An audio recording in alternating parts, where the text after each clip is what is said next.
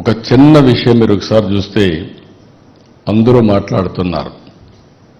Oil తగ్గించమని, sugar తగ్గించమని, అదే మరిగా ఉప్పు తగ్గించమని.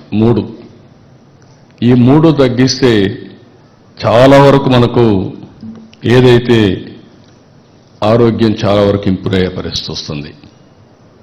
ఈరోజు మనం మామూలుగా అయితే ఒక వ్యక్తి ఒక నెలలో అడల్ట్ అయితే 1 లీటరు ఆయిల్ వాడుతున్నారు.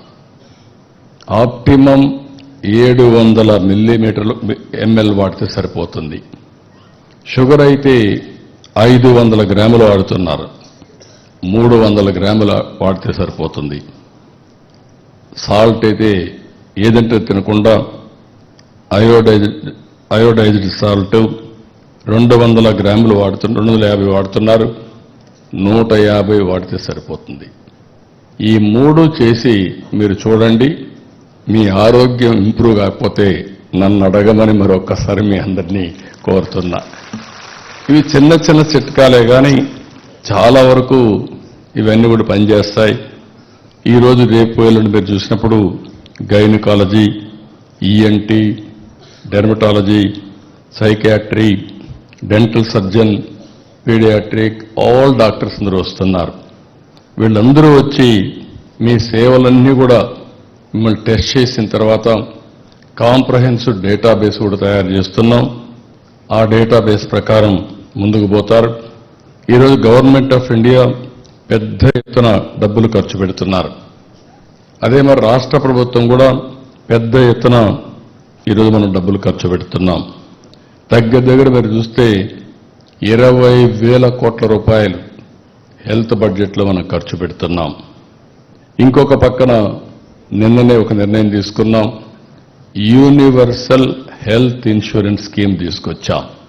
రాష్ట్రంలో ఉండే ప్రతి ఒక్కరికి కూడా 2,50,000 వరకు ఇన్సూరెన్స్ ఇప్పించే బాధ్యత, చిన్న పెద్ద అని తారతమ్యం లేకుండా అందరికీ ఇన్సూరెన్స్ ఇచ్చే బాధ్యత ఈ ప్రభుత్వం తీసుకుంటున్నాం.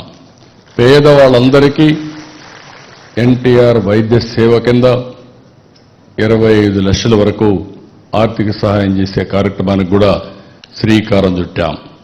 ఈ రెండే కాకుండా ఇంకొక పక్కన మీరు ఒకసారి చూస్తే ఈ నెల నుంచి 8వ రాష్ట్రీయ పోషణ మాసంలో కొన్ని థీమ్స్ తీసుకుని వచ్చే నెల 16 వరకు ఒక కార్యక్రమం తీసుకొని ముందుకు పోతున్నారు. ఊబకాయం నియంత్రణ, చక్కెర, నూనె, అదే మరి నేను చెప్పినట్టు ఉప్పు వినియోగం తగ్గింపజేయడానికి. ఇంకొక పక్కన ఈరోజు ఫ్రీ స్కూల్ విద్యతో పాటు పోషణ విషయాలన్నీ చెప్పడం, infant and young child feeding, breast ఫీడింగ్ని ఇవన్నీ ప్రమోట్ చేయడం.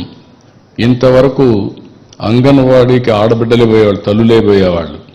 మొట్టమొదటిసారిగా తండ్రిని కూడా రమ్మని, తండ్రి తల్లి బాధ్యత పిల్లలు పెంచేది, వాళ్ళను కూడా పిలిపించి వాళ్ళతో కూడా డిస్కస్ చేయడం.